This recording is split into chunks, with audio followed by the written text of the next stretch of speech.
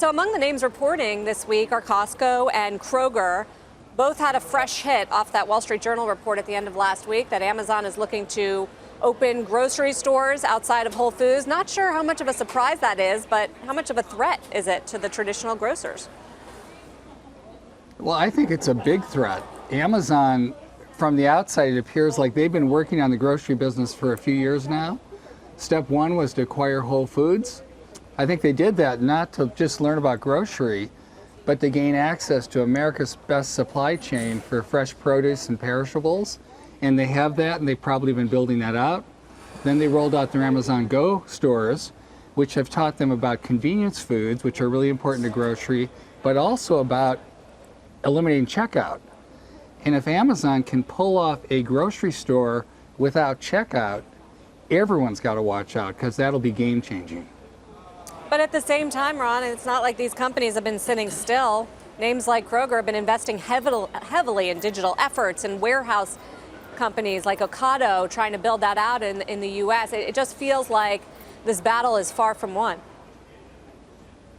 Yeah, well, Amazon's going to have to work really hard at it. It's going to take a decade or more to build a great grocery business. But they're really good at commodity basics that they compete on good operations and low prices. That's why they've won online. That's why they've been so successful. Over time, people learn to compete with them.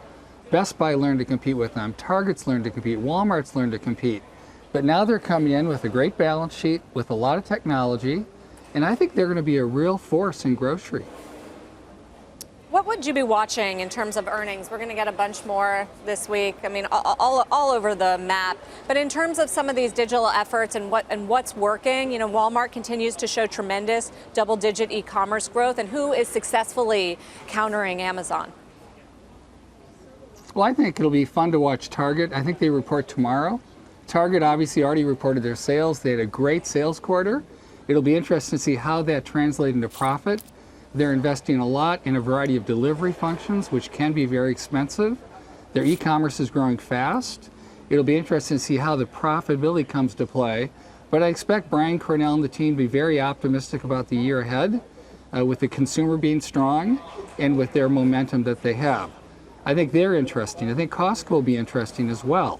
But it's been a kind of an expected earnings seasons to me. And most of the companies we expected to do well, like Walmart and Target, have done well. Nordstrom did well. The companies we expected to struggle a little bit, like Macy's and JCPenney and The Gap, they've continued to struggle. And so kind of the winners and the also-rans are really being clearly separated at this time in the retail marketplace. Yeah, you know, Ron, we've come back to this theme of the decline of the mall many times. Children's Place reported this morning disappointing. I think it was same-store sales numbers, and the stock is down. Right. There it is, 11%. But it's hard to tell. Something's still hanging in there in the mall. Is there an overall theme here that's still sort of in place in terms of the decline? Yeah, the key to remember about the malls, there are thousands of malls, but not any two malls are the same. The second tier malls are really struggling, and that's where Children's Place and Gymboree and The Gap had their 500 to 1,000 stores. Those are suffering, but the top tier malls have never been busier. You know, I've said before, I live near Stanford Shopping Center in Palo Alto. It's the hardest place to get a parking place in Northern California, just about. And people are flocking to the malls that are well positioned. So I think there are really great malls that have new tenants, new categories, new things to do, a lot of food.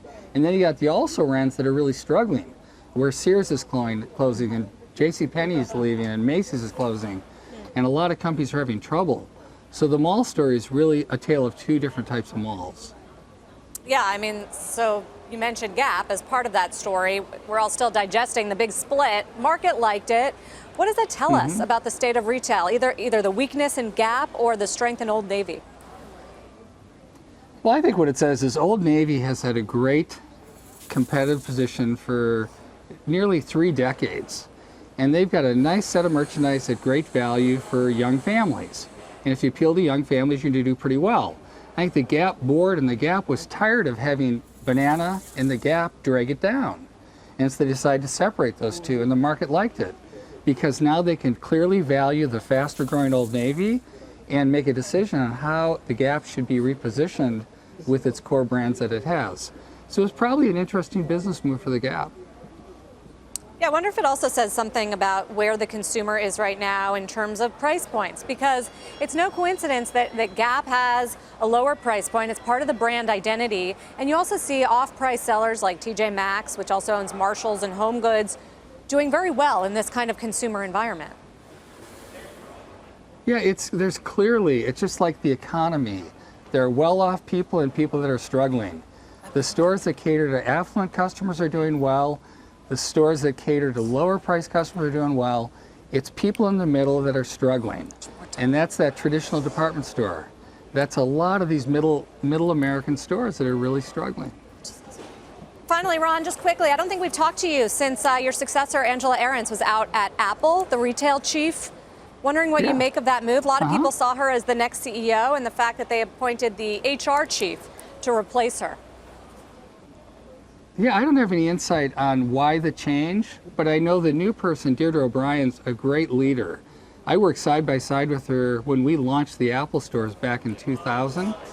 She led all the operations. She's a great people person. She's a really good operator. I think they're going to love her. So I don't have any insight that you don't have, but I expect great things from Apple. I expect great things from the retail stores in the years ahead.